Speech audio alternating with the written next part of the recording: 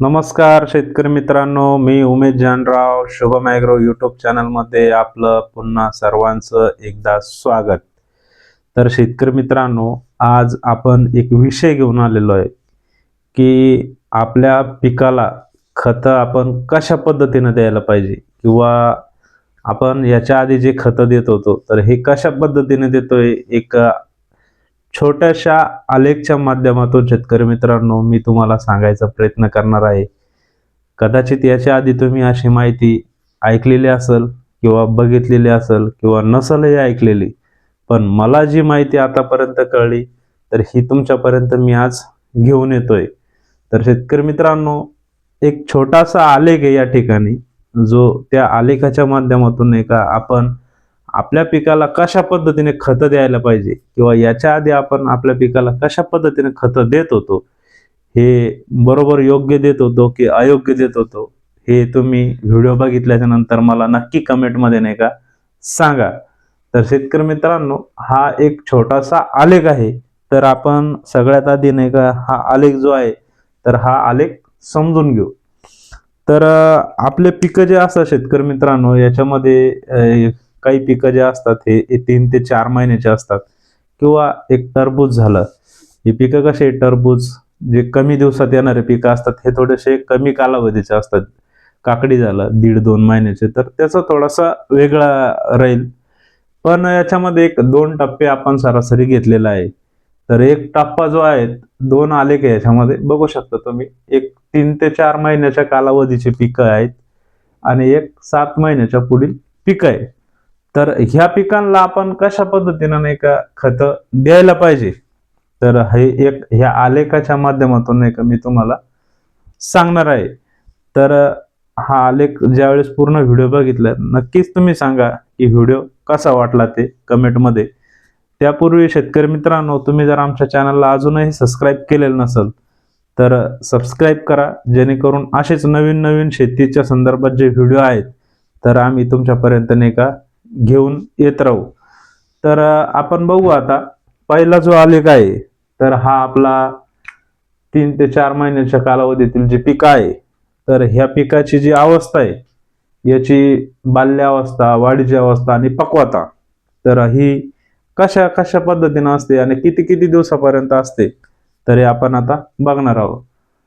पिकाला साधारणतः आपण एक 3 पद्धतीनं जे अन्नद्रव्य आहेत, मुख्य अन्नद्रव्य आपलं एन म्हणजे नायट्रोजन, नत्र, त्याच्यानंतर दुसरा आहे पी म्हणजे फॉस्फरस, ज्याला आपण स्फुरद म्हणतो, आणि तिसरा जो आहे तर के, याला आपण काय म्हणतो, पालाश, जे पोटॅश म्हणत असतो. तर हे मुख्य अन्नद्रव्य 3 जे आहेत तर आपल्याकडं एकदम सरासमध्ये आज शेतीमध्ये वापरल्या जातो. आणि आज जर आपण खताची जर रेट बघितलंय तर कुठलंही आज तुम्ही 10-26 घ्या, 19-19 घ्या, साधारणतः त्या खताचे रेट जे आहेत तर 1900, 2000, 2100 असेच रेट आहे. जसं 8-21-21 झालं, 9-24-24 झालं. खूप महागाचे खतं आज आपण शेतीमध्ये वापरतोय. पण जे खतं आपण वापरतोय तर ते खतं योग्य वेळीच आपले वापरल्या जात आहे का, की त्याचा आपल्याला पुरेपूर बेनिफिट फायदा होतोय का, हे आपल्याला बघणं खूप गरजेचं असतं. त्याच्यामुळे जे खतं आहे आपले शेतामध्ये योग्य वेळी योग्य खतच वापरले गेले पाहिजे. तर याच्यामध्ये शेतकरी मित्रांनो, आता आपण बघू की पिकाचा जो कालावधी असतो, बाल्यावस्था. आता हे जे 3 ते 4 महिन्याचं जे पीक आहे तर याचा बाल्यावस्था किती दिवसाची असते, तर ही असते 1 ते 35 दिवसापर्यंत. 1 ते 35 दिवसामध्ये आपल्याला इथं जे नत्र आहे आपलं एन, नायट्रोजन, हा भरपूर प्रमाणामध्ये इथे या ठिकाणी आपल्याला नत्र लागत असतो.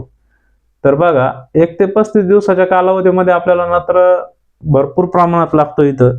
त्याच्यानंतर इथं स्फुरद, जे फॉस्फरस आपण म्हणत असतो, तर हे थोडं कमी प्रमाणात लागतं. आणि त्याच्यानंतर इथं जे पोटॅश आहे, पालाश आहे, हे इथं म्हणजे नाहीच्या बरोबर आहे. तुम्ही हे बघू शकता, याचा आलेख जो डायग्राम आहे हा खूप कमी प्रमाणामध्ये लागते. मग इथं आपल्याला नत्रयुक्त खताचा वापर जास्त करायचा आहे, जसं आपण युरिया, नायट्रोजन म्हणतो. नत्र 19-19 आहे, मग त्याच्यामध्ये आपण 20-20-0-13 वापरू शकतो, 24-24 वापरू शकतो.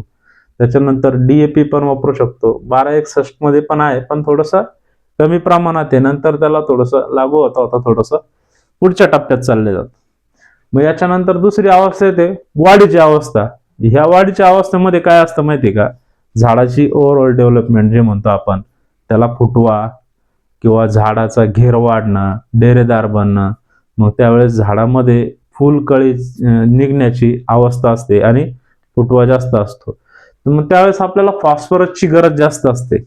तर इथं बघू शकता तुम्ही नत्राचं प्रमाण इथं थोडंसं कमी होतं आणि त्याच्यानंतर इथं काय जास्त प्रमाणामध्ये लागतं तर आपल्याला फॉस्फरस हे जास्त प्रमाणामध्ये इथं फॉस्फरसची इथं गरज पडते. तर बघू शकता हा जो आलेख आहे याच्यामध्ये इथं फॉस्फरस अति प्रमाणामध्ये जास्त दाखवलेला आहे आणि नत्राचं प्रमाण, पोटॅशचं प्रमाण थोडंसं इथं वाढलेलं आहे. आधीच्या आपल्याला ज्या बाल्य अवस्थेपेक्षा इथं काय झालं तर इथं नत्र कमी झालं आणि फॉस्फरस इथं भरपूर प्रमाणात वाढलेलं आहे आणि जे पोटॅश आहे तर पोटॅश इथं थोड्या प्रमाणामध्ये वाढलं. का बरं, की इथं फुलकळी लागत असते आणि फुलकळी लागल्याच्या नंतर काय होतं, इथं फुलकळीमधून तिथं मग ते फळात रूपांतर होण्याची अवस्था असते. मग तिथं त्याचं पोटॅशचं प्रमाण जे आहे ते वाढलं जातं. नंतर आपली अवस्था येते पक्वतेची अवस्था, जी तिसरी स्टेप आहे आपल्याला. तर पहिली स्टेप कुठं झाली आपली नत्राची 1 ते 35 दिवस, दुसरी जी फॉस्फरसची होती तर ही 36 ते 65 दिवस आणि तिसरी जी अवस्था आहे तर ही कोणती आहे, पक्वतेची अवस्था, म्हणजे 66 दिवसापासून पुढे 120 दिवस असेल किंवा 10-15 दिवस कमी अधिक राहू शकतात. तर याच्यामध्ये आपण बघू शकता की इथं आपल्याला पोटॅशची मात्रा जी आहे तर ही इथं नत्राची जी मात्रा जी आहे तर इथं ही नत्राची मात्रा इथं कमी होऊन जाते. म्हणजे थोड्या प्रमाणामध्ये झाडाला हिरवेगारपणा काळोखी टिकवण्यासाठी थोड्या प्रमाणामध्ये इथं नत्राची गरज असते आणि इथं फॉस्फरस पण नाही का, जे पक्वतेच्या अवस्थेमध्ये थोडस फॉस्फरसची पण गरज असते तर इथं फॉस्फरस पण थोड्या प्रमाणामध्ये येत आहे. आणि इथं सगळ्यात जास्त गरज जी आपल्याला असते तर ही कशाची असते, पोटॅशची असते, पालाशची असते. मग इथं आपल्याला आपलं जे पालाश जे आहेत आपण हे बघू शकता, इथं पोटॅश जे आहे तर इथं भरपूर प्रमाणामध्ये अशी इथं नाही का मात्रा आपल्याला गरजेची आहे. तर का बरं, तिथून फळामधून त्याचं फळाची जी पक्वतेची अवस्था असते किंवा पिकाची पक्वतेची अवस्था, मग इथं आपल्याला वजन पाहिजे असते, गोडी पाहिजे असते, कलर पाहिजे असतो. त्याच्यामुळे आपल्याला इथं पोटॅशची मात्रा ही भरपूर प्रमाणामध्ये दिल्या गेली पाहिजे. मग अशा वेळेस आपण खतं कोणते कोणते घेऊ शकतो, जर आपल्याला थोडंफार नत्राची गरज आहे तर मग आपण 13-0-45 घेऊ शकतो, 0-0-50 घेऊ शकतो, 0-52-34 घेऊ शकतो किंवा जर आपल्याला कलर शायनिंग चकाकी जर पाहिजे असेल तर आपण तिथं पोटॅशियम सोनेट पण तिथं वापर करू शकतो. फक्त याच्यामध्ये एक लक्षात घ्यायचंय मित्रांनो की आपल्याला सुरुवातीच्या स्टेजमध्ये जास्त प्रमाणामध्ये थोड्याफार प्रमाणामध्ये जर पोटॅशचं प्रमाण या ठिकाणी आपल्याला जर वापरलं गेलं तर चालतं, पण अति प्रमाणामध्ये जास्त प्रमाणामध्ये पोटॅशचा शक्यतो वापर करायचा नाही. त्याचं कारण काय, जर आपण सुरुवातीच्या काळामध्ये जर जास्त प्रमाणामध्ये जर पोटॅश जर पिकाला वापरलं तर त्याच्यामध्ये काय होतं तर पीक जे आहे तर हे खुज्जर राहतं, झाडामध्ये कडकपणा येऊन जातो, टणकपणा जो म्हणतो आपण, आणि त्याच्यामुळं काय होतं तर त्याला फुटवे, फांद्या वगैरे जास्त येत नाही किंवा झाड जे आहे तर हे डेरेदार होत नाही. त्याच्यामुळं सुरुवातीच्या काळामध्ये जास्त प्रमाणामध्ये पोटॅशचा वापर आपल्याला करायचा नाहीये.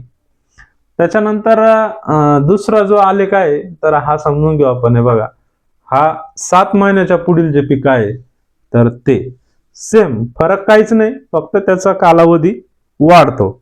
इथं जे आहेत आपण 1 ते 35 दिवस घेतलेला आहे तर इथं जो पहिला टप्पा आहे आपल्याला, जी पहिली स्टेज आहे बाल्यावस्था, तर ही फक्त 1 ते 90 दिवसापर्यंत जाते.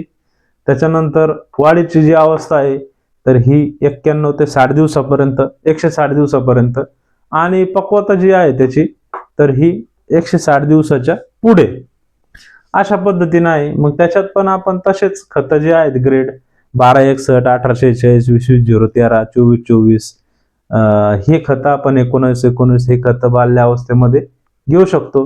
त्याच्यानंतर वाढीच्या अवस्थेमध्ये पण तसंच 10-26-26, 12-61, 12-32-16, 13-40-13, 20-20-20 किंवा 19-19 अशा अवस्था घेऊ शकतो. तर फक्त याच्यामध्ये होतं काय माहिती का, थोडंफार पिकाच्या अवस्थेनुसार नाही का याच्यात थोडं शेड्यूल चेंज होऊ शकते. जर फळपिकं असेल तर याच्यात थोडंसं शेड्यूल बऱ्यापैकी चेंजेस असतात. फक्त हे रेग्युलर आपलं पिकं कोणते याच्यामध्ये, तर तुमचं अद्रक असेल, हळद असेल, ऊस असेल, थोडंफार केळी, म्हणजे जे जास्त दिवसाचे जे पिकं आहे तुमचे फळ पिकं असतील तर याच्यासाठी नाही का हे होऊ शकतं. पण जे थोडंसं डाळिंब काही जे पिकं असतात तर याच्यात थोडंसं शेड्यूलमध्ये थोडंसं चेंजेस होऊ शकते, कारण की त्याला थोडंसं वेगळ्या पद्धतीनं काही द्यावं लागतं. तर हे होतं शेतकरी मित्रांनो. याच्यामध्ये पण एक विशेष आपण लक्ष घ्यायचं आहे की सुरुवातीच्या काळामध्ये आपण जास्त प्रमाणामध्ये पोटॅशची गरज नसते, त्याच्यामुळे आपण जास्त प्रमाणात पोटॅश वापरायचं नाही. गरजेनुसार आता काय असतं, प्रत्येक खत जे असतात एक विशिष्ट कालावधीपासून तर विशिष्ट कालावधीपर्यंत त्याचं कार्य करत असतं. तर त्याच्यावरती आपण एक नंतर सेपरेट व्हिडिओ बनवू की कोणतं खत किती दिवसात लागू होतं आणि किती दिवसापर्यंत त्याची कार्यक्षमता असते. तर त्याच्यावर एक नक्की आपण पुढे व्हिडिओ बनवू शेतकरी मित्रांनो. तर तुम्ही कमेंटमध्ये सांगा की बनवायला पाहिजे का नाही, आणि आजचा व्हिडिओ तुम्हाला कसा वाटला शेतकरी मित्रांनो नक्की आम्हाला कमेंटमध्ये सांगा. आणि व्हिडिओ आवडला असेल तर व्हिडिओला एक लाईक नक्की करा.